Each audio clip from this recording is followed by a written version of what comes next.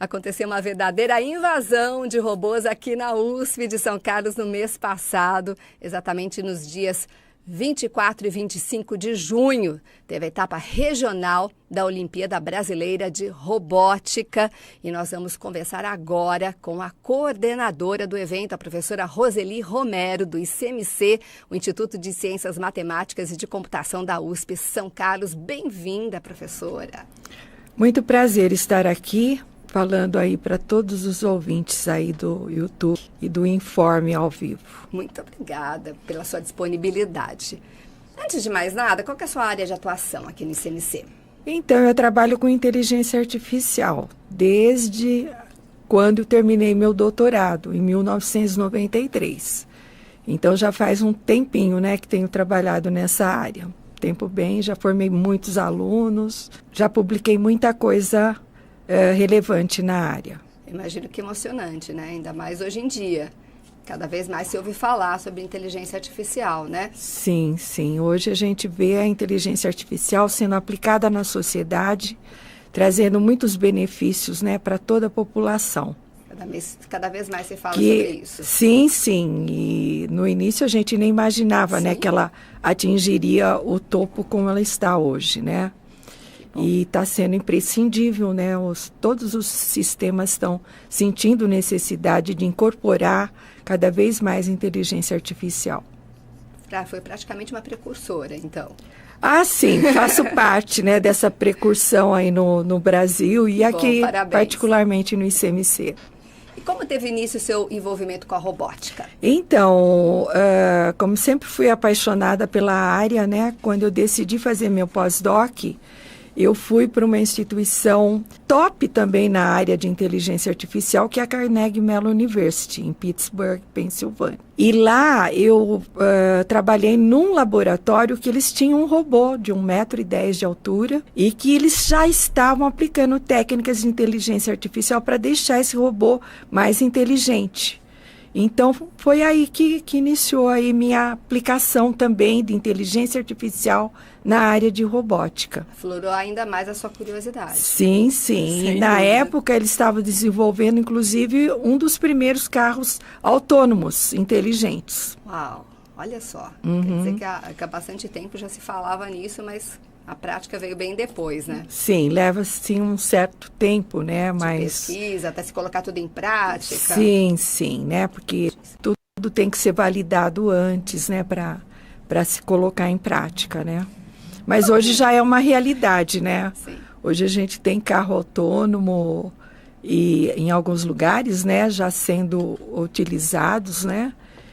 Mas tudo tem aquele questionamento da IA, né, da inteligência artificial sendo utilizada para o bem ou para o mal, né? Então sempre tem essas duas vertentes que a gente tem que tomar um certo cuidado, né? A gente acredita que o bem vença. Sim, a gente acredita e batalha, ela está sendo aplicada para o bem, né? Sim.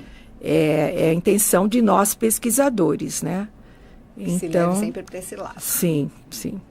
Então me conta uma coisa, da história da Olimpíada, quando aconteceu a primeira Olimpíada de Robótica? A primeira aconteceu no ITA, São José dos Campos, em 2007. Olha só. Então foi um evento assim pequeno, né? Começando ali meio timidamente. Já ocorria a RoboCup, que é em nível internacional, né? Então, alguns pesquisadores começaram a ter a ideia de implementar aqui no Brasil, né? Então, desde 2007, que ela vem ocorrendo, né? E o evento foi, à medida que os anos foram se passando, foi atraindo mais pessoas, né? As escolas começaram também a se organizar. E hoje a gente tem aí um volume muito grande de participantes no Brasil todo, né? É muito grande a curiosidade também das pessoas, né? Sim, de todas sim. as idades, inclusive. De todas as idades. Agora, a galerinha, né? O pessoal já de 6 a 15 anos, né? Vamos colocar assim. Eles aprendem muito, né? Com a participação nesse tipo de Olimpíada, né? E eles são muito interessados também, muito né? Curiosos. E é uma forma deles aprenderem a programar, né? A conhecer também os componentes de hardware que compõem um robô Então, isso amplia muito a visão, né, que eles têm. Tem um assim, aprendizado rápido também. E né? é um Eles aprendizado conseguem... rápido, e o fato de estarem aprendendo para poder competir, né, faz com que o aprendizado ocorra até mais rápido, né? Atualmente é considerado o maior evento de robótica da América Latina, não é?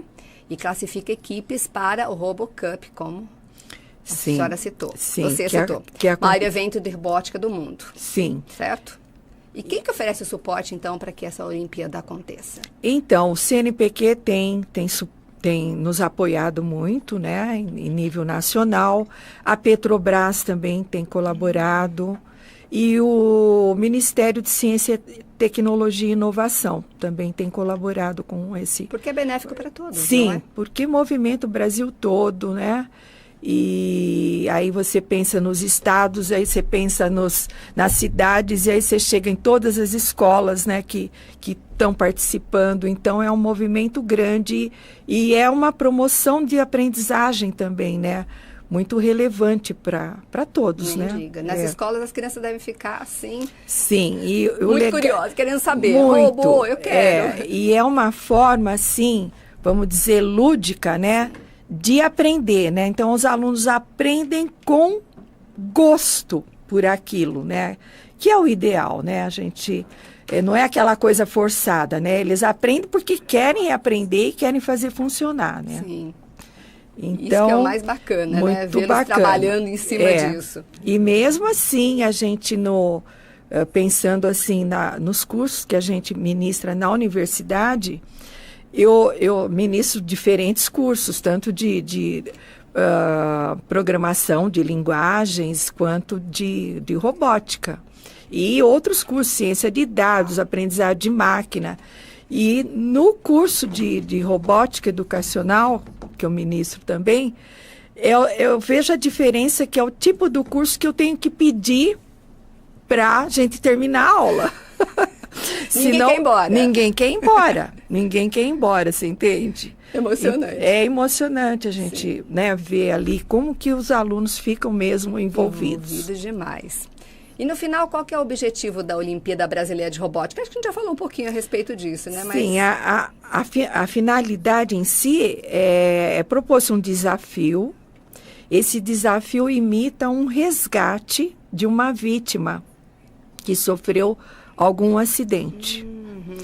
Então, o robô é programado, né, de tal forma que ele deve atuar nesse ambiente e buscar essa vítima, que deve estar em algum lugar desse ambiente, e resgatá-la. Tem toda uma história que tem que ser seguida. Tem. E aí ele tem que enfrentar desvios de obstáculo, ele tem que passar por redutores de velocidade, ele vai passar por estradas que não têm assim o caminho bem definido, né?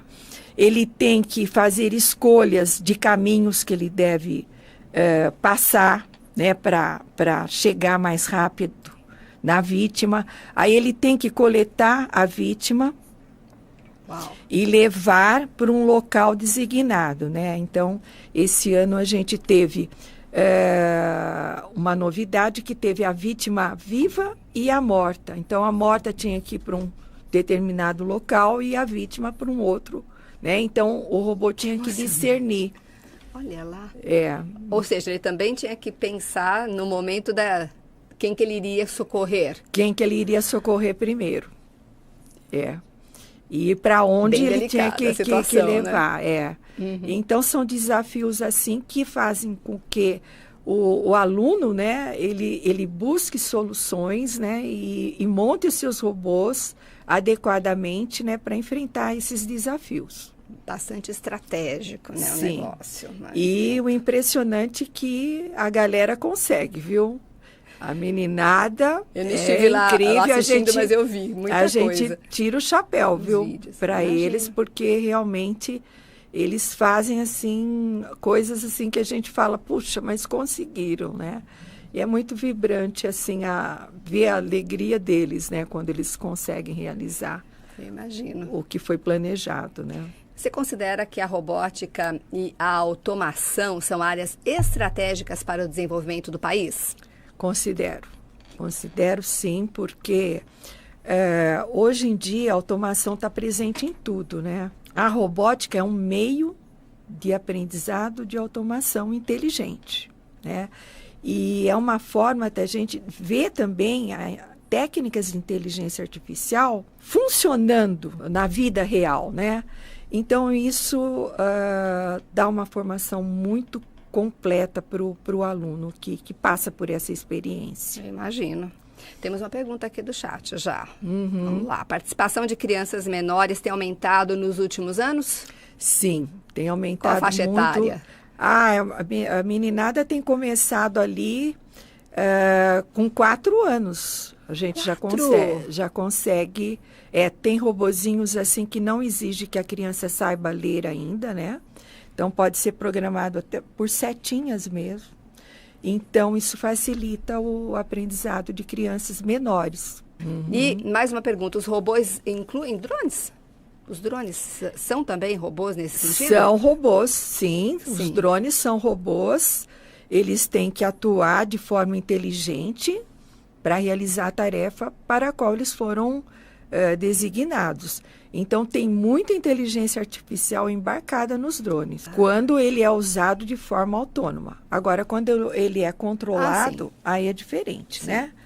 Mas aqui nós trabalhamos também, eu tenho alunos, né, que desenvolveram um robô autônomo, que no caso é um drone, né, para fazer mapeamento de florestas. Perfeito, então. Utilização ótima. Sim, e a ideia é fazer inventário de florestas, né? Ter uma ideia de quantas árvores estão plantadas naquela floresta e fazer a estimativa de madeira também que pode ser coletada daquela floresta. Foco ao meio ambiente. Foco meio ambiente, né? E dá uma ideia também de como está o reflorestamento ali da floresta, se tem muitas falhas, né? Se está tendo alguma destruição, né? Então, dá para fazer um mapeamento de florestas usando drone de forma autônoma. A evolução dos sensores tem sido muito grande? Tem.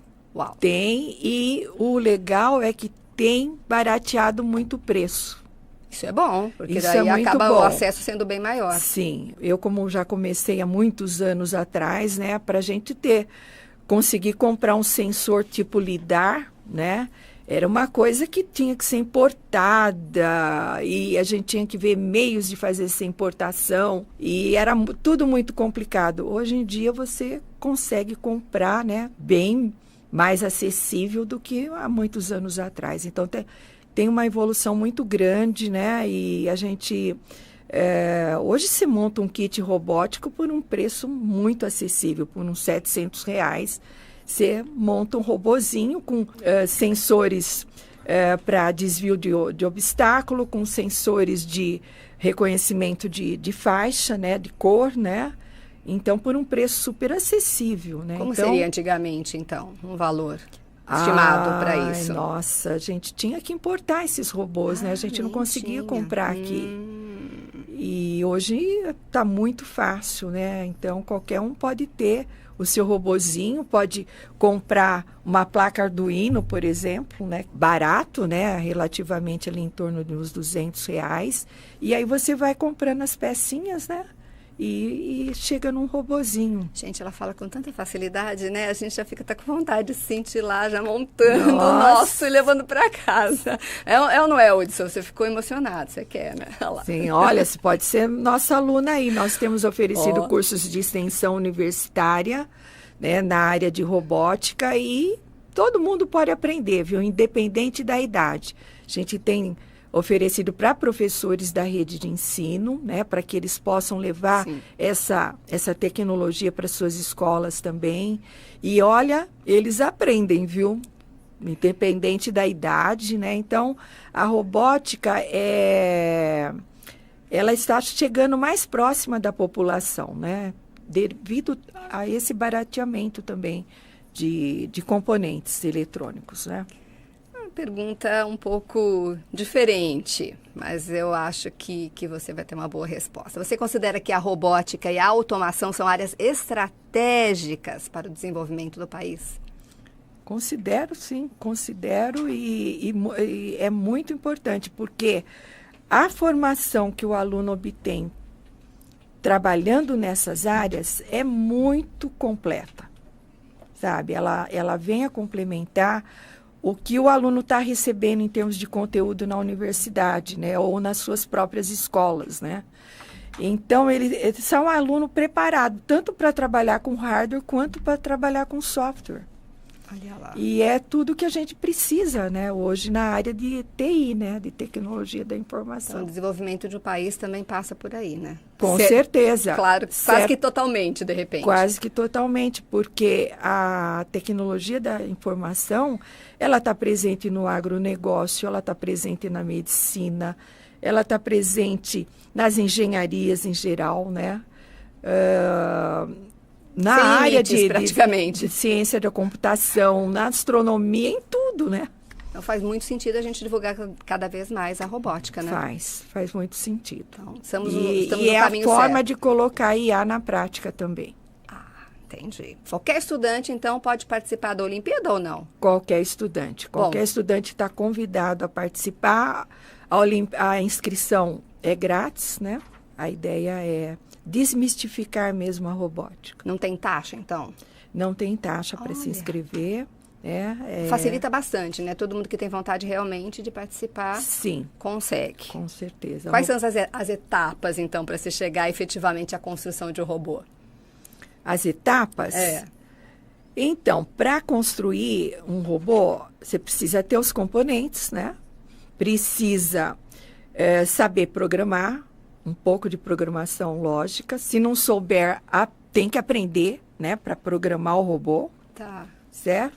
Como que uma criança lá consegue fazer isso? Consegue, porque hoje a gente tem kits robóticos cuja linguagem de programação é muito facilitada para alunos iniciantes.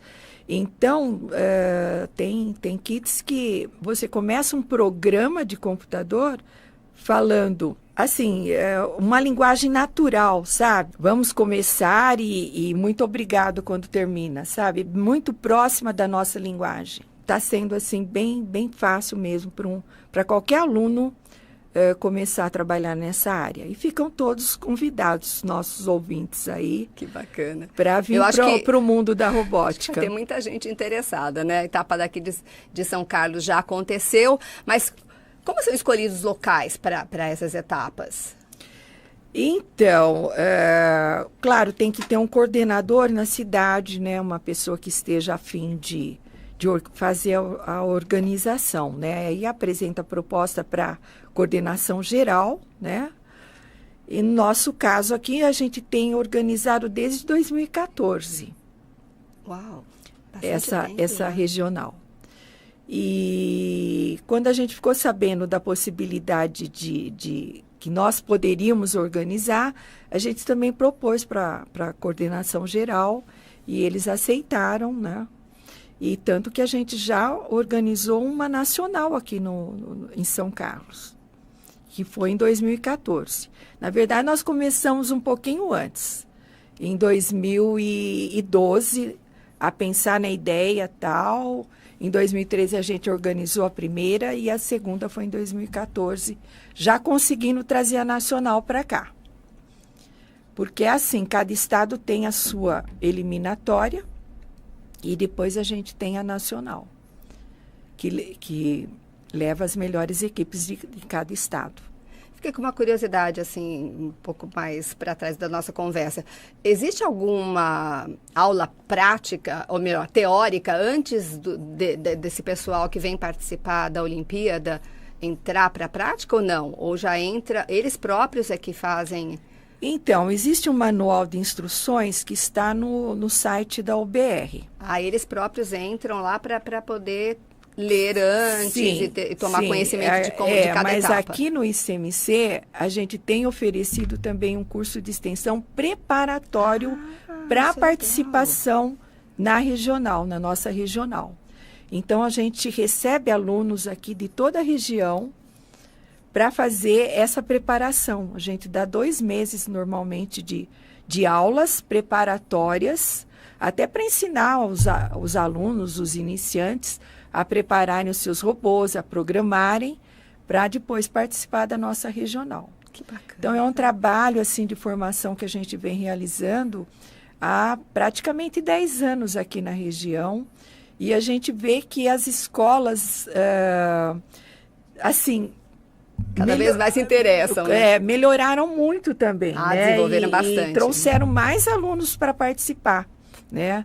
No começo eram poucas escolas que participavam, e hoje a gente tem um maior número. Inclusive, a nossa regional é a maior do interior de São Paulo. Será que já é uma característica da cidade de São Carlos, né? Ter as pessoas já mais interessadas nessa área? Pode ser, né? Porque a gente está atualmente um polo tecnológico, sim, né? Sim. Então acho que acaba pendendo, vamos dizer assim, das pessoas terem mais Olha, mas vontade. eu já tive casos, né? Embora o nosso curso seja oferecido aqui para a região, tivemos casos de ter professores fazendo esse curso, vindos do Rio de Janeiro, vindos de Minas Gerais, fazer o nosso curso aqui aos sábados, né, durante esse período de 2 meses, você acredita? Acredito, lógico. A qualidade, né, que tem aqui e também o histórico de ter sempre essas Olimpíadas aqui, essas etapas da Olimpíada aqui, fazem com que as pessoas se interessem cada vez mais, e não é à toa que a gente está aqui conversando para crianças e pais que querem começar. Quais linguagens ou kits seriam indicados como básicos? Tem o nome da pessoa? Quem foi? Esse foi seu. Então tá bom. Você tem filho, né, Hudson? Tá querendo saber, eu sei. Eu considero o kit PET um dos mais fáceis para iniciante. Né? Então, a dica, hein? Inclusive os nossos cursos aqui, a gente começa com o kit PET e depois a gente passa para o kit Arduino. Considero que são os mais fáceis, né? Agora, num nível mais avançado, a gente utiliza o kit Lego. Só que é um kit mais caro, né? Nem todas as escolas têm disponível, né? Mas é um kit, assim, que dá para preparar alunos para a competição nacional. Que aí são competições mais, vamos dizer assim, um nível mais alto, mais para universitários, né? Com o kit Lego. Agora, em nível de OBR, né, são os 2 primeiros que eu mencionei, que eu indico. Ramon está perguntando também, preciso de um programa especial para trabalhar com robô caseiro? Com robô caseiro já é um pouco mais complicado, né? A gente precisa de mais inteligência artificial, tá, né? Aí a gente precisa de reconhecimento de visão, né? Precisamos acoplar câmeras, né? Precisamos... muita pesquisa, né? Antes ter mecanismo de comunicação, né? Ou por texto ou por voz. Então, reconhecimento de voz, reconhecimento de face, né? Sistemas mais complexos de navegação, né? De desvio de obstáculos. Mas nós competimos também numa categoria at home, que ocorre na competição brasileira de robótica. E nós fomos campeões em 2021. Então, estamos quase com um robô aí, praticamente para ajudar em residências, tá? A linguagem para iniciantes? Então, o kit PET, ele já tem a própria linguagem dele. Para o kit Arduino, a linguagem é C. Mas tem muito código pronto, então não precisem ficar assustados, né, quem está nos assistindo. Tem muito código pronto e o nosso papel como professor é explicar esse código, né? A gente explica, o aluno entende bonitinho, conecta os fiozinhos direitinho na placa Arduino e fica muito contente de ver a coisa funcionar. Então, é de fácil aprendizado, não é uma coisa impossível, não. Tem muita gente que está agora assistindo a gente pensando, essa Olimpíada Brasileira de Robótica é para mim, acho que eu vou participar. Sejam todos bem-vindos, tá? Serão bem-vindos aqui na nossa próxima, que será realizada o ano que vem, se Deus quiser, aqui no campus de São Carlos. Olha lá quanta gente. Sim, é um ambiente bem emocionante. Nas finais, o pessoal vibra muito, né? Porque os robozinhos, quando conseguem fazer, né, os desafios, é muito justamente gratificante como você explicou, também. olha lá, todo o trajeto que a pessoa tem que fazer. Sim. Olha lá, que interessante. E quanta gente, hein? Uau! Sim, nós recebemos aí em torno de 500 pessoas por dia, tanto no sábado quanto no domingo. Caramba. E foi, assim, muito interessante que a gente teve gente circulando, visitando o tempo todo, de manhã e à tarde até o encerramento. Eu fiquei bem, assim, impressionada. Puxa vida, muito bacana mesmo. Tem mais alguma, Júnior, para a gente olhar de lá? Olha lá. Agora as imagens mais fixas, mas que são super... Ah, não, também, ó. Ah, a vibração da torcida. É. Isso é bacana. Sempre tem. Olha o tamanhinho. Todos pequenos, mas estão lá pensando como que o robô vai conseguir chegar, fazer aquela curva. Ah. Então, não é interessante? É uma forma alternativa de aprendizado, né? É uma forma alternativa e que o aluno faz assim com gosto, não é aquele aprendizado forçado, né? Que muitas vezes a gente tem. Existe a interação também entre todos, né? E É um fora grupo a interação, que participa, né? Cada um com a sua especificidade. Sim, eles aprendem a interagir em grupo, que é muito importante hoje em dia, né? Porque cada vez mais as profissões estão exigindo essa interdisciplinaridade de ideias, né? De pensamentos e de conhecimento que cada um traz, né? Puxa vida, olha, foi muito emocionante. Se a gente tiver mais alguma, a gente vai rodar antes da gente fazer o final aqui. Olha o público. Sim, a gente teve público visitando o tempo todo e foi muito legal. A gente tinha ficado 3 anos sem ter esse evento por causa da pandemia, né? Ah, claro. Então, a gente... Imagina quanta vontade ficou ali. Isso. Naquela vontade entalada, de participar. vamos dizer assim, né? Sim. Então, a gente viu assim, uma participação grande por parte dos professores, dos pais também presentes, torcendo também por seus filhos. E muitos até se colocando naquela posição, né? Que talvez quando eles eram crianças não tiveram essa oportunidade e aí... Agora com os filhos conseguem ajudá-los, competir assim de uma maneira... Então, né? Por isso que eu falo que movimenta toda a escola e as famílias também envolvidas, né? Eu acho que cada um ajuda um pouco, né? Os pais no que podem, né? Então... Você como coordenadora dessa etapa aqui de São Carlos, o trabalho é bem... É bem intenso. Inclusive, eu quero agradecer ao ICMC, né, por todo o suporte que eles nos têm dado ao longo desses vários anos, né? O pessoal da infraestrutura nos ajuda bastante, ao Centro de Robótica da USP, sediado aqui em São Carlos também, que tem nos apoiado ano a ano, e também aos alunos de pós-graduação que também nos ajudam na organização. E muitos envolvidos. Tem muito pessoal envolvido, pessoal também da comunicação do ICMC, da ESC, né? E a todos vocês que estão nos ajudando também a continuar divulgando. Olha, antes da próxima, já está convidada para vir aqui, para a gente chamar todo mundo. Tivemos essa conversa agora, e o ano que vem a gente já conversa antes dela acontecer, que o público vai dobrar, hein? Olha, com certeza, eu agradeço muito. A gente fica naquela torcida, né? Porque aconteça mesmo. Cada vez mais pessoas se interessem pela robótica, né? Pela inteligência artificial, vale muito a pena, né? Com certeza. Professora Roseli Romero, do ICMC, Instituto de Ciências Matemáticas e de Computação da USP de São Carlos, a gente agradece demais a sua disponibilidade, estar aqui com a gente. Fique à vontade para deixar o seu recado, suas considerações, direto lá para quem nos assiste, por favor. Se você ainda não trabalha com robótica, venha fazer os nossos cursos de extensão. E acredite que não é impossível aprender a trabalhar com os kits robóticos. Venha participar da nossa competição, que a gente realiza anualmente, né, no campus aqui da USP. E Aproveite essa oportunidade, porque é um aprendizado que vocês vão levar para o resto da vida, porque desenvolve muito o raciocínio lógico e o pensamento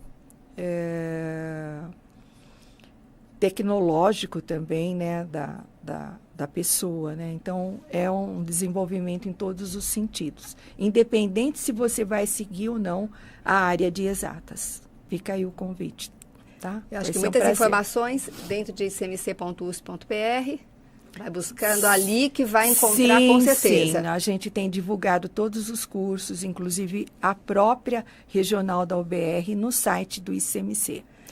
www.icmc.usp.br. Está lá na tela. Está lá na tela, excelente.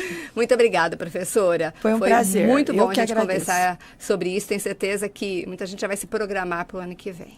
Sejam bem-vindos. Obrigada.